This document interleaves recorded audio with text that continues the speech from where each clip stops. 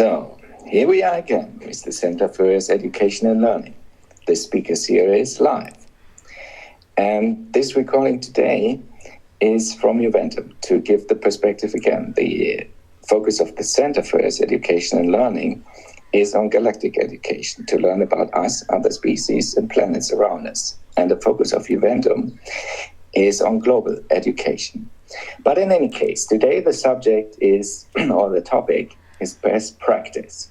And I have the pleasure again to speak with Peter Maxwell Slattery. Peter, welcome. Henning, always good, mate. Thanks for doing this. Well, thank you. And yeah, I thought a little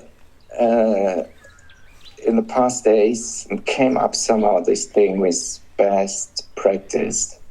And again, we spoke briefly about it. And from my perspective, the first time I came across that was when I was studying. The concept of best practice is something where also companies relate to.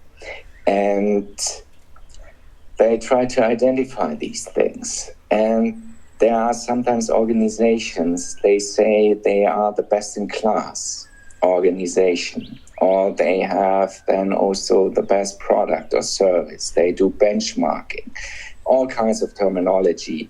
But anyway, here in this case, what we are speaking about, Peter, I put down and we shared some notes here, and I did not put a question here first, but of course I will phrase it like that in a moment. But so we have again three kind of questions here, and let's start about or around that in a moment. But I still wanted to give that little background. Mm-hmm. So I think essential, as we are where we are at this moment, I think this thing about best practice, good things to do is very critical, is very essential, so to say. And yeah, without further ado, the first thing is the now, actually. In other words, it's the moment. Peter, what comes to your mind when thinking about that? Just breathing. Just being. Taking a moment, an old saying of just smelling the roses. In that space, just being, it's a lot of things can unravel from it. So when you say the now, that's what it means for me, is just being right now. Not thinking, not doing, just sitting in this space, observing the senses. And for me, it takes me out to a place of being omnipresent.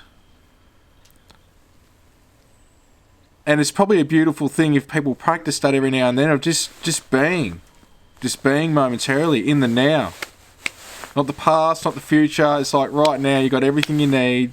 You're breathing, you're alive. Unless you're on death's door, even then there's not much to worry about, we could say, in the bigger scheme of things. Being in the now is just being.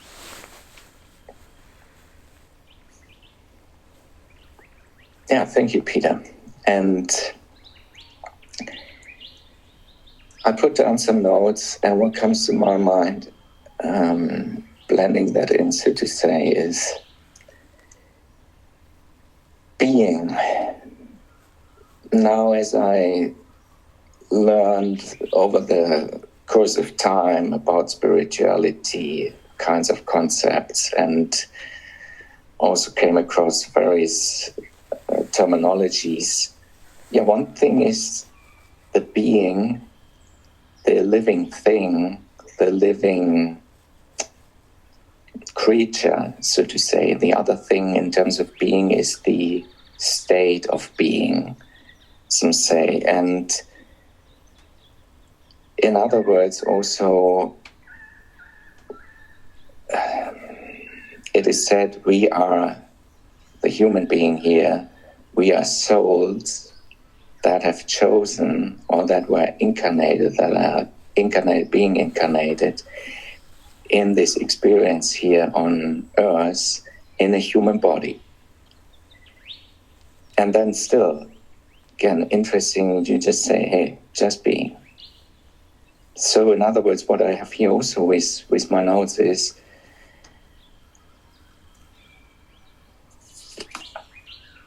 it's, again, what I said in the beginning, it's about the moment and in the state of being, and just as a being. It is just like it is in the moment of the time moment also. And we just go with it. As you said in the beginning, when we spoke before the recording, we are just cruising, let's say now, as we see it like that. And we'll also add, and we will all make it one way or the other, in the moment and in the longer term, however we call it. Some say it's an illusion, the concept of time. It's only what was created here on this planet, but it is only, if we look at it differently, moment to moment to moment where we are in. Yes, so again, thank you for saying that about the now or the moment, Peter. And then second thing is around the best practice, or what I say is best practices, or best techniques. And I think we can look at it individually or from a collective level. Again, as a being or human beings here on this planet, what we can do, what we should maybe do, again, could do. Yeah, Peter, what comes to your mind? What is it, to add a little bit more, what do you think in summary, or to highlight some things, what are the good techniques, the best techniques, some best practices in terms of mastering this life, these things which can come in our way, or whatever that is? It's a blend of things. I think the best practice, if we could put something at the top of the list, would be having a routine and having discipline with that routine and making it regular. Now, I can't speak for everyone. I'll give a brief outline of just for myself. Getting up early, first communing with God as Source Creator after getting into the heart space. Letting God as Source Creator know that I'm a vehicle for it to work through and assist and bless others. Being and spending a moment with God in that space, which is just being.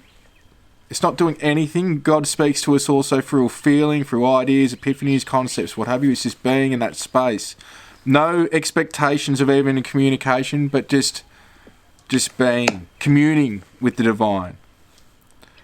From that, I do mix it up every day. Now, I do tend to not do much on the weekends, but I might do a lot of gardening or what have you, though I'm always doing a lot of gardening or chainsawing or what have you. But just as an example, on let's say a Monday, Wednesday, Friday, with the practices, I go into, well, it's a bit of a conglomerate of different techniques. So I will go into doing weights. Now, weights to me is something that if you're not using stuff on a regular basis, like the old saying goes, use it or lose it. It's not saying everyone's got to do this or that they've got to be extremely heavy weights. But weights, sit-ups, push-ups, reverse sit-ups, and then I'll go into Yigong, and then I'll go into Qigong. Now, Yigong is an ancient practice not much known about. I was trained by by Master James Gilliland, who I've been working with for over a decade now. Yi means harmony, joy. Gong means gathering or work. And Qi means life force or prana, energy. And again, going into the gong, it's to work the gathering with that. So Yigong works with the elements, and it's just something that I've been using for many years now as a practice before I go into Qigong. From that, I go into karate katas based around Goju Ryu and Goju Kai. And that's something I've been doing since I was a little kid. My dad's still a teacher in Goju Ryu to this day. From that, I'll go into doing a little bit more weights, and then from that, I will go into a yoga set. Now that seems like a lot, and for some it is, but that is a routine I've got Monday, Wednesday and Friday. In between those days I tend to do more cardio stuff, a lot of walking. It could be light hiking, sometimes a big hike depending on what's going on or the environment. My point with this is that I've been doing all this for many, many years, and having a certain routine to where people go, how do you keep so fit just doing off that when you smash it out? Well, it's because there's muscle memory. But my point with this is they're physical practices. But as I say to people, when you do certain physical practices that you love and enjoy, and for me it's not a chore, you get into a mind, body, spirit balance. It's like somebody, when I've said to them, what do you do, what do you enjoy? And they go, swimming laps. And I go, do you go into a zone when you swim laps? Yeah, well, I go, that's your meditation. Because the original part of this was they can't meditate. And I asked them, what do they enjoy? What do they get in the zone in? And that's meditative for them. Same for some people with hiking. So there's something with physical exercise that what happens is you get this mind and body cohesive relationship going, that all of a sudden you hit this zone which now you're connecting to the spirit. So my point with all this is not to brag, look at me and how much I'm doing. My point is that when you have discipline and routine, there's a regular mind, body, spirit balancing act that takes place, as well as the effects of physically being fit, a good stress release, great for sleep and what have you, and also you're connecting to spirit. Ideas, epiphanies, concepts, guidance can come through on problem solving and what have you when you're exercising and doing certain things. But it's also self-mastery, the discipline to keep those things up and regularly do them, and also to know when your body needs breaks, and to also know when you push the barrier and go that extra mile, which is why I love yoga. With the asanas and going, extra stretching a bit more and pulling back and then going again, what's happening is you're finding human potentiality in this, which is what I'm all about. So you might get to a certain amount of stretching and you don't think you can possibly do it more. You come back, relax momentarily, go back, and you can get an extra inch out of yourself and you go, whoa, I didn't realise I could do that, and then you do it again. So to me, this is why the actual practices are important. And even something like Qigong, I'll put the link up on the YouTube and the Rumble, but there's a video that was done by a gentleman with James recently of just the basics of Qigong, which is very simplistic, very beneficial, that works on the elements. And when I've been at the ranch and I've been teaching this for years now myself in workshops, even somebody in a wheelchair can do something like this, which is great. Everyone's at different levels. Some are more elderly and not mobile as much. Some are young and got extra energy. It's something for everyone. But it's finding what practices are beneficial for you. But a big one that I will go into is, we could say, the mind and heart coherence, or brain and heart coherence. With many of the techniques, even with initiating contact, for years I've talked about this. For years Master Gilliland's talked about this in terms of, see stuff done years ago with him saying, you just want to connect with the heart, think of a loving memory, and just put out to experience what you need to, but you're doing a clearing in that state. So I've very much simplified it. And here we now see with HeartMath, the data in terms of when you've got coherence, you can actually see it on a graph now. Instead of it being jagged as it goes down and up, you start to see this smooth coherence happening, to the point that there are many benefits with natural things like healing, health, sleep, anxiety, depression, a lot of these things lowering that are harmful for us, to the point, from what I'm aware of recently, that even this being taught to first responders with a certain technique to help them heal and release experiencing something traumatic when they're assisting somebody as a first responder, which a lot of police and ambulance and the military and the list goes on and on. I know from my father being a police officer for 38 years, just the stuff that people experience and go through. And it's a lot, just like I think we all go through in life. So I would ask people to look at heart math. I've done a certificate through them. I'm not a representative for them. I don't get paid by them. Basically, I'm just saying that I've been doing similar stuff for years, and now we're seeing the data. And when I saw that, I thought I'd go and check out actually what they're doing, and I did a trauma course.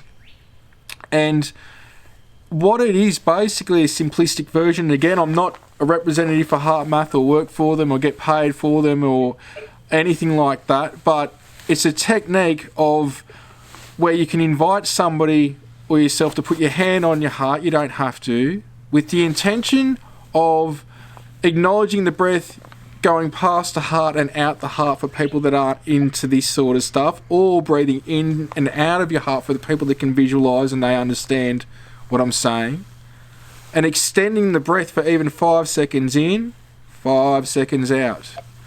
Doing that for about a minute to 2 minutes, and then just thinking of an event and a moment of gratitude, something that you could even be proud of, or somebody that you love.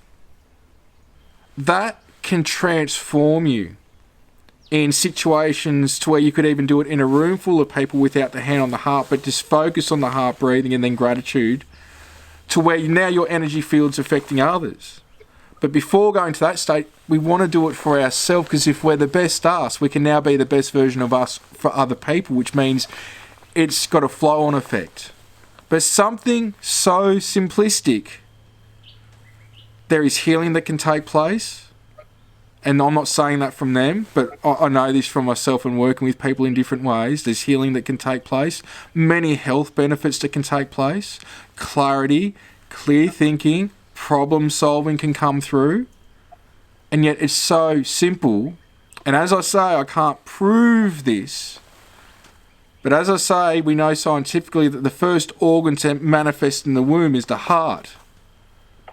Well, it's because it's coming from the light blueprint, the non-physical aspect, as above, so below. So when we're connecting to the heart, we're connecting to the core of the light body. And it's from here that we can connect to that 0 point, but it's also from here that we can transform through such a simplistic thing by just breathing and with the intention of connecting to the heart. So as a practice, I think that's very important and should be educated to everyone at school, though it might be wishful thinking on my part, just like as a group collective practice would be meditation. I show in presentations, and many have for years as well, the Maharishi effect of such a small percentage of a population can bring the crime rate down. So imagine if there was a world meditation once a week at a specific time. And I'm not the first to say this, nor will I be the last. Imagine what that could do to the collective, but even if not doing it as a collective, you doing your practices and you doing your mindfulness and your own meditation, that is contributing. There's always going to be people on the planet meditating at the same time, no matter where you are. There's going to be different time zones and people doing similar things. But like I say, you take care of number one, you're going to be at 100% to take care of everyone else. If you're taking care of everyone else and not yourself, it's just a matter of time before your energies deplete. So it is a balancing act, but it's finding what practices aren't a chore for you and what you enjoy. Yeah, thank you, Peter. Well, long list. Hopefully some here and there find something. Mm-hmm. And again, it's individual, and we can look at things also from a collective level. And I also would like to add or highlight here and there a couple more points. So it's great you started with the point of breathing. We can also just consciously do kind of inner breathing to revitalize. What I mean with that is, it's not about the, let's say, actual breathing, what we do, but more from an inner perspective, combining it with kind of thought, breathing in a certain direction towards a certain organ in the body. Again, it might not be something people heard about, but again, we can have an effect with that. Then other things, again, I would say just focus on love, focus on self-love. And again, this is not about the ego, but just to be in a gentle, so to say, relation with oneself, and just taking care of oneself. And forgiveness. Forgiveness with others, forgiveness with oneself. For whatever went in whatever direction, I mean, then what we would term as maybe was negative, but we can use that. Just practice doing a kind of inner review, introspection, and be truthful, and then being forgiving, or also self-forgiving. And there are beings who are, we spoke about that, who are loving beings, who are forgiving beings. And when we have come to firm conclusions, or whatever happened, or whatever we did in our lives, we can still move on if we do that. And others will also probably here and there recognize that. And then we have to get into more integrity and to move forward to be the best version in terms of truth, in terms of love, in terms of joy, in terms of whatever thing we are able to be the best version of. I still want to highlight that again also. This best version, being the best version of ourselves or oneself. On an individual, these kind of things. And on a collective level, I just want to highlight peace. Peace is, I think, very essential. Always, but especially now. And I want to add what I wrote, actually from a Juventus perspective, on a website. I will read it.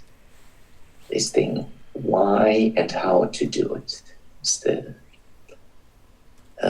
heading, so to say. And wrote there, humanity faces global challenges such as pandemics, economic turbulences, and climate change. And we can, by the way, go into all of these three things, but I will not do it for the moment. I mean, three things, meaning these pandemics, economic turbulences, climate change, but this is not the topic here. Then I wrote, education, or Juventus is about the corner or stone kind is education for sustainable development. But again, education as its basics is also is, as I wrote, inspiring people from all countries to solve global challenges. Those global challenges, kind of some examples I just highlighted. And I also wrote, humanity is able to overcome. And the next heading, and then I close in a moment, is what we all need for the future. The heading is, I wrote, it's peace on earth. Stop all wars. All. So again, I want to highlight, this is something absolutely critical and absolutely essential. We need to find the peace for ourselves, individually and collectively on this planet. Beautifully put. And then, Peter, third thing. It's a kind of rhetoric question or Henning. I wrote, good is good enough. What are your thoughts? Sometimes something's perfect with the imperfection in it. We can always do better. And if you can do that and you're able to do it, do it. But sometimes when you try to do it, meaning you try to do something again and you try to do better than what you first did, you can make a mess of things. It's the intention. And it's knowing that next time if I happen to do this, well, I'll do it better next time. It's really a balancing act. It's a case-by-case basis. Good is good, but better is even better. But it's knowing, again, where to direct energy. And if you can do something better, do it. Especially if it only takes a moment. And if it's a big difference it can make in somebody else's life, and it takes a bit of energy, well, why not? It's really something that needs to be assessed on a case-by-case basis. So it's assessing the situation. But just like with art as an example, there are imperfections that to other people they don't see. They see the whole piece and they can see how beautiful it is, where the artist might not be happy with something in that. But if an imperfection in it wasn't there, it might not make it as beautiful as what it is to everyone else. Just like we each have our own little imperfections in certain ways, it's what makes us beautiful to other people. Just like other people can be beautiful to you with their little imperfections that they see as imperfections, but they might not be to you, who is the one observing them. Whether it's a beauty, whether it's an inner thing as well. So, good is good, but better's better. Okay. And I also here want to add a couple of more things.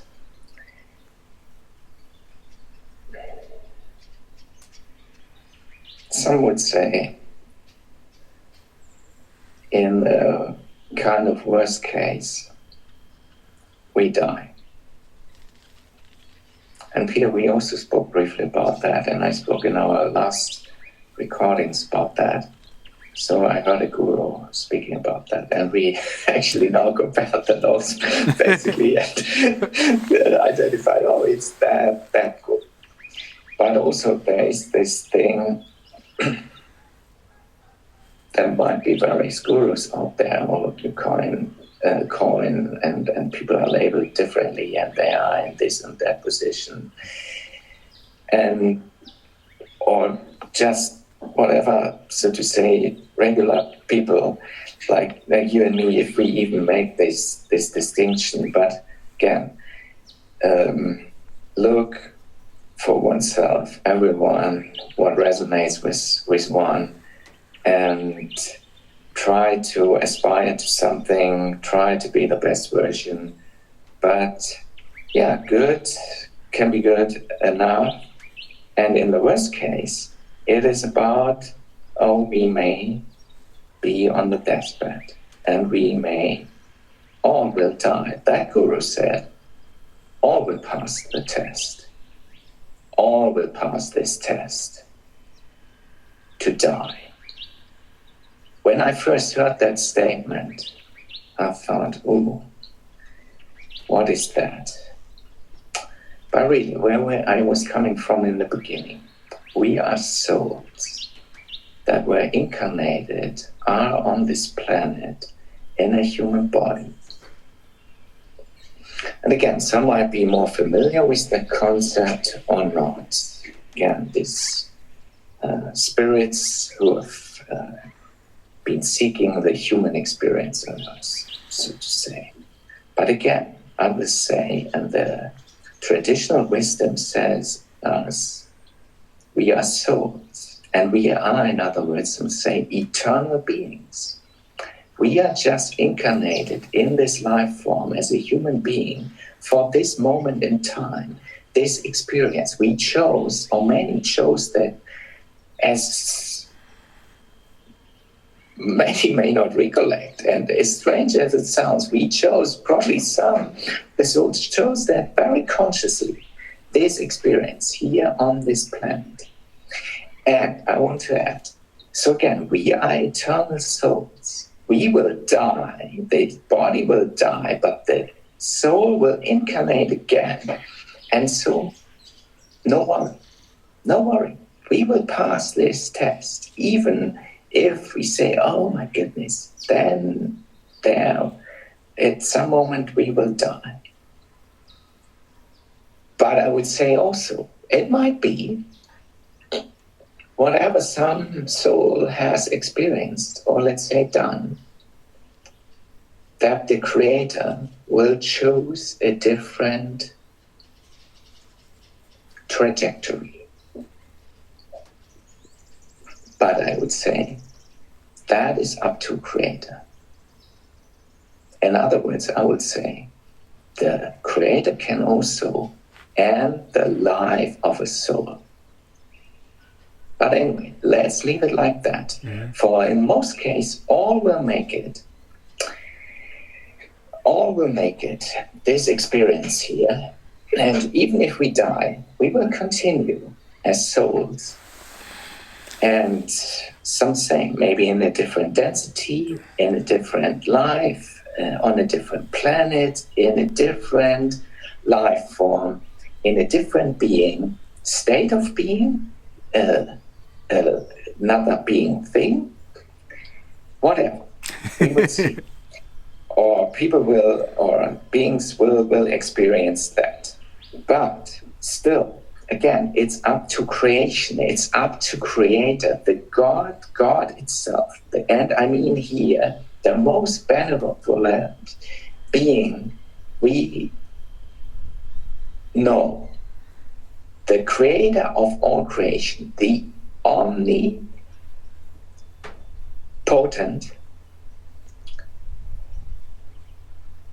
and all-knowing being.